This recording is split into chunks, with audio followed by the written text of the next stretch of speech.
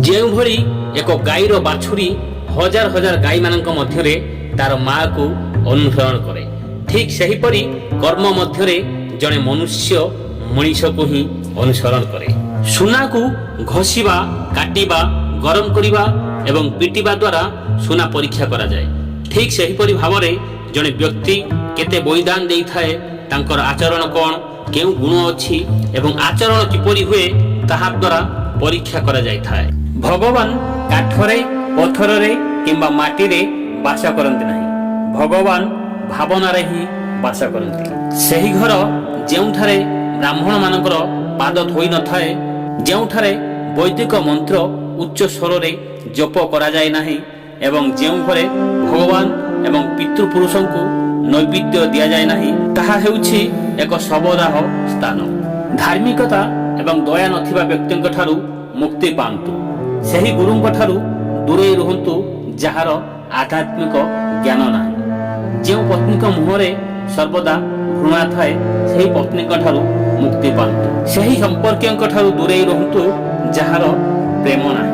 ଯେଉଁମାନେ ବୈଦିକ ଜ୍ଞାନକୁ ସମାଲୋଚନା କରନ୍ତି, ଶାସ୍ତ୍ର ଅନୁଯାୟୀ ଜୀବନଶୈଳୀକୁ ପରିହାସ କରନ୍ତି, ଶାନ୍ତିପୂର୍ଣ୍ଣ ପ୍ରକୃତିର ଲୋକଙ୍କୁ ପରିହାସ କରନ୍ତି, ସେମାନେ କୌଣସି ଆବଶ୍ୟକତା ବିନା କଷ୍ଟ ପାଆନ୍ତି। ସମାନତା ମଧ୍ୟରେ ପ୍ରେମ ଏବଂ ବନ୍ଧୁତା ଭଲ ଦେଖାଯାଏ।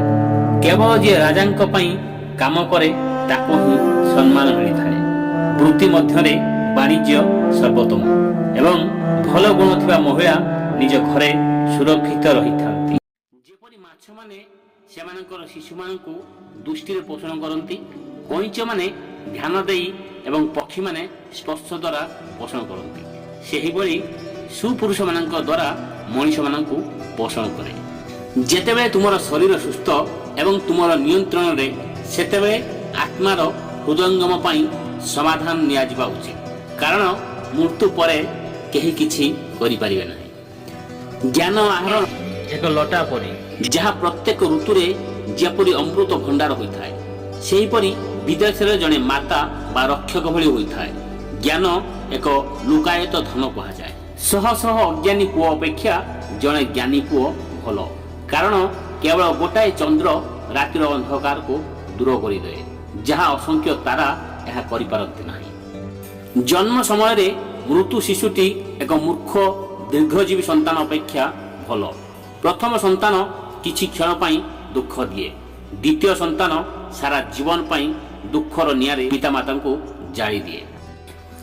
ଏହି ଜିନିଷ ଗୁଡ଼ିକ ବିନା ଅଗ୍ନିରେ ଜଣେ ବ୍ୟକ୍ତିଙ୍କୁ ଜାଳି ଦିଏ।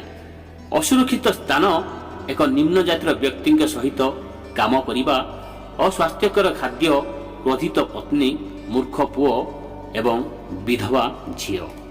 ଯେତେବେଳେ ଜଣେ ବ୍ୟକ୍ତି ଦୁଃଖ ଦ୍ୱାରା ଜଳିଯାଏ, ସେତେବେଳେ ତାଙ୍କୁ ଏହିମାନେ ସମର୍ଥନ ପ୍ରଦାନ କରନ୍ତି।